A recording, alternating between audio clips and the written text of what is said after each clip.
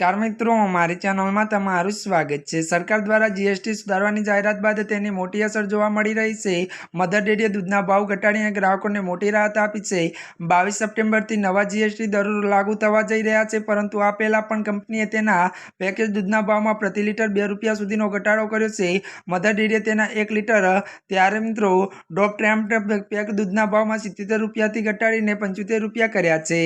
વધુ વાત કરીએ તો સરકારે 3 સપ્ટેમ્બરના રોજ જીએસટી સુધારવાની જાહેરાત કરી હતી અને તમામ આવશ્યક ચીજવસ્તુ પર લાગુ થવા કરમાં ઘટાડા અંગે માહિતી શેર કરી હતી। નાણામંત્રીએ કહ્યું હતું કે નવા જીએસટી દરો ત્યારે 22 સપ્ટેમ્બરથી લાગુ કરવામાં આવશે અને દૂધ, ચીઝથી લઈને એસી ત્યારે ટીવી સુધીની દરેક વસ્તુ ત્યારે સસ્તી થશે। તેના અમલીકરણ પહેલા જ મધર ડેરીએ તેના ઉત્પાદન ત્યારે દૂધ ઉત્પાદનના ભાવમાં ઘટાડી દીધા છે, જેનાથી ગ્રાહકોને મોટી રાહત મળી છે।